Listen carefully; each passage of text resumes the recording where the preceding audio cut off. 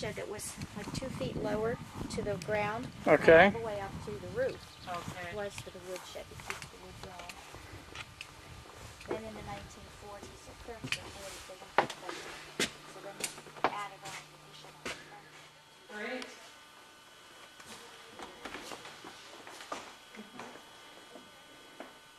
This is a one-room schoolhouse. How many desks would have been here? Let's see, we had There are 22 now. 22 now. There were as many as 46. Can Wow. you believe 46? 46 kids in here. That's hard to believe. That It would have been elbow to elbow. would have been really. Absolutely. This looks to be probably about 600 square. School teacher from late 1800s. What kind of qualifications would a teacher have needed? A teacher in those days would have had to have attended normal school for at least 2 years. However, you could have taught at the age of 16. No, normal school was actually college. It was College, okay. Right. We have one not too far from here, about 35 miles from here. It's now Edinburgh University. But in the 1850s, it was Edinburgh Normal School. And I believe it was, well, when I went there, it was Edinburgh State College. And that was in the 60s. It became a university probably in the late 70s, early 80s. But just the 2 years of education basically is all they really needed to have to become a teacher. And of course, if they were married, they could not stay as a teacher. Our school was commissioned. 1873 flag, and how many stars are on there? I think 36. We have 3, 6, 8. We have 3 rows of 8, that's 8, and 2 rows of 6. We've got junk in here now. And we do use this when students come for a day. If their teacher is qualified to build a fire, we'll let them build a fire, but we're not going to allow it to happen too much longer because we've had some people who really didn't know what they were doing and they went off with the damper open and left the We had a fires stove, some of it in our house when I was growing up. That's interesting. So you would have the fire going, and obviously the teacher would have had to get into school early enough to start the fire. And Now, the fellow who did a talk with me this morning, he's about 75 years old. When he was a boy, the teacher would pay him 50 cents a week to build the fires. That's 10 cents a day. And he would come first, and he would build the fires. And then every Friday, then she would leave a check for him for 50 cents. But he was a twin, and he had to share it with his brother. So he actually... Then others. This one's in very good shape.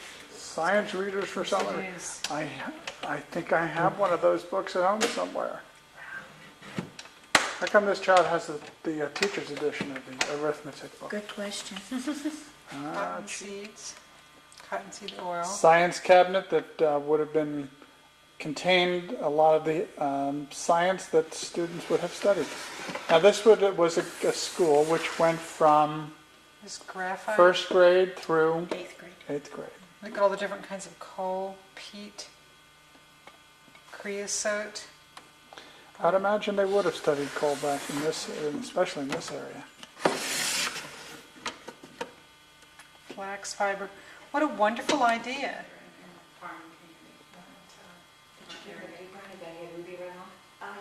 Yeah, I haven't given it to him. Okay, because I Ruby, have I have Ruby run that off and that would help. In fact, it's too bad, because this is wonderful. What a wonderful idea. Thank you. From the original schools, when all they had were lanterns in the schools.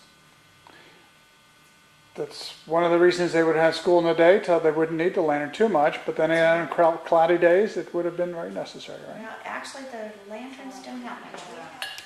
It's an original Water jug, huh? We're Wow. touring a lot of different museums. The pump is out back here, and every day a student would pump enough water into a bucket, bring it in here, put it in here. This is a nice thick rock, so it would stay nice and cool for most of the day.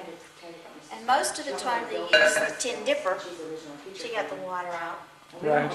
Or they had it just ended about here, and they would push and get use their tin cups. The tin cups would be lined up here in a shelf. Now this invention here, this is called a bubbler. This was a new invention from the 1940s when they knew about hygiene and that everybody sharing the same dipper was not a good idea. So they put the bubbler on here. You would push this and the water would bubble up here and you would get your drink. And then have a bucket underneath. Precursor of the modern day water fountain. That's right. It's 4 o'clock. This, we call this is our Ethel Stillwell, our Ethel Parker corner. She was the teacher who donated a lot of this equipment to us. Now the teacher who donated the building and the land to us still lives next door. She's what, 89? I think close to enough. 89 years old. And someplace in there. And this is what the building looked like when we got it in 1973. She donated this land to us in 1973. This is how it happened. Our school district was on strike, and she had retired that June. We went on strike in September, and she wanted to know what was going on. So after strike If meetings, you I would needed stop. to go to the bathroom, you walked back outside, across the cold and oftentimes snow-covered hill to the convenience. How would you have liked to do that?